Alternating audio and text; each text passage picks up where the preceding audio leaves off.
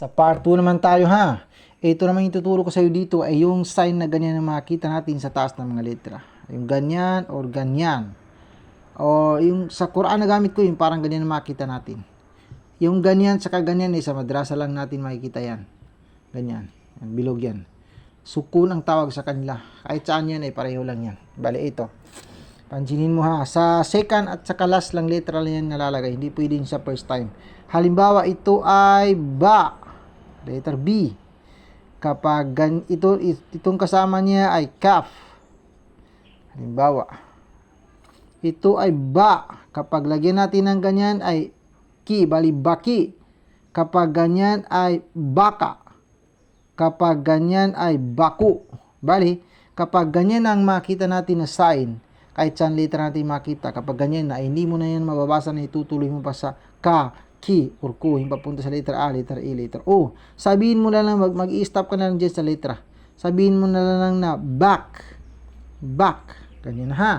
Tandaan mo yan. Halimbawa, dagdagan natin ng lam. Ito ay lam, letter L, ganyan. La, bali pwede mo na basta na bakla. Bakla. Yan. Dagdagan natin ng halimbawa, sin. Kapag ganyan ay si, bali baklasi. Kapag ganyan ay baklasa. Kapag ganyan ay baklaso. Kapag ganyan ang iyong makikita ay hindi mo na mababasa na papunta sa letter A, letter E, letter O. Sabihin mo na lang na baklas. Baklas. Baklas. Ganyan yung halimbawa ha. Last. Halimbawa isulat natin ay Batman. Ba, ta, mim at saka nun. Ba ito ay ta. Yan. Batman. Batman. Batman. Ganyan yung halimbawa. Bali, yan. Ganyan na. Basta mag-i-stop ka na lang dyan. Bali, next. Pangatlong paraan.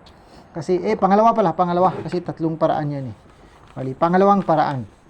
Lahat naman na salita na mabibigkas natin halimbawa ng mga lay, luy, ay, uy, may, muy, ray, ruy, say, suy, at iba pa, ay makikita mo naman dyan na letra, itong letrang ya na ganyan ang kasama niya.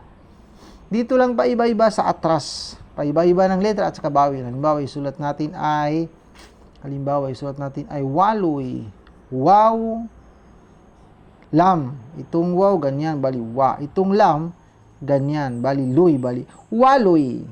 Kapag palitan natin ng bawil na yung papunta sa letra A, kapag ganyan ay magiging lay, bali walay. Ganyan yung halimbawa. Next, halimbawa bahay. Ba, ha at saka ya.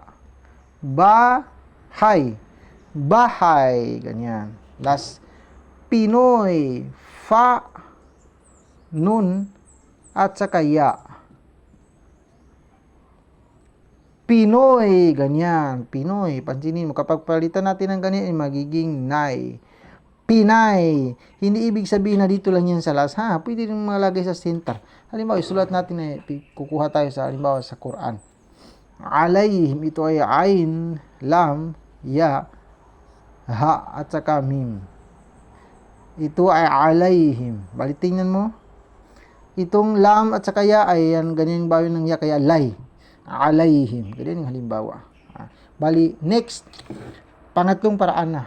Lahat naman na salita na mabibigkas natin, halimbawa ng mga law, liw, raw, riw, kaw, kiw, saw, siw, aw, iw, at iba pa, ang makikita mo naman dyan na letra dun sa pagbigkas mo ay itong si letrang wow na ganyan din ang bawel. Dito lang pa iba-iba sa atras niya. Halimbawa, sulat natin ay kalabaw. Ito ay kaf, lam at saka ba.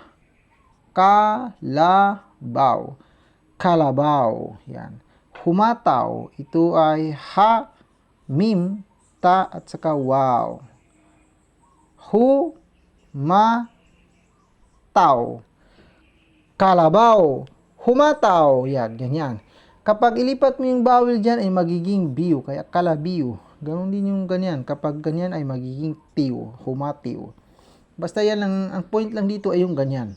Yung mga salita ng mga mau, tao, tiyo, ganon. Halimbawa, hawla. Ha, wow. Kapag ganyan ay how. Ito ay lam. Hawla. Yan, hawla. Yan, ganyan. Kapag ganyan ay hiw. Ganun yan, hiwla. Ganyan ha. Basta tandaan mo yan. Bali, ito. Huwag natin damihan para hindi mo makakalimutan. Bali, ito. Magsusulatan ko dito at basahin mo. Tingnan ko kung naintindihan mo. Kailangan mabasa mo ito para malaman mo kung naintindihan mo yung turo ko. Ito, isusulat ko dito ay ito. Sin, lam, mim, ta. Ganyan, sin na ganyan, mim, alam, at saka mim na ganyan. Tapos, ito ay sin pa rin. Tapos, ganyan. Ito yung bayo ng sin. Tapos, dito ko nang ilagay sa loob niya ang ganyan. Ito ay kaf at saka wow. Itong alif, ganyan. Ito ay kaf, diretso yung sa wow na ganyan. Ganyan, basahan mo. Ito pa. Nun, fa, kaf, lam, nun, ska wow. Nun na ganyan, ayusin natin. Yung nun na ganyan, fa na ganyan ang bawil, ito ay kaf, ganyan din. Itong lam, dito ang bawil. Ito ay nun, diretso ka dito sa wow na ganyan. Tapos ito ay mim, letter M, ganyan ang bawil ng mim. Tapos ito ay mim pa rin. Tapos ito ay ghain, walang butas ang ghain na, pero dahil sa sobrang laki ay nagkakaroon ng butas. Tapos ito ay ta at saka ra.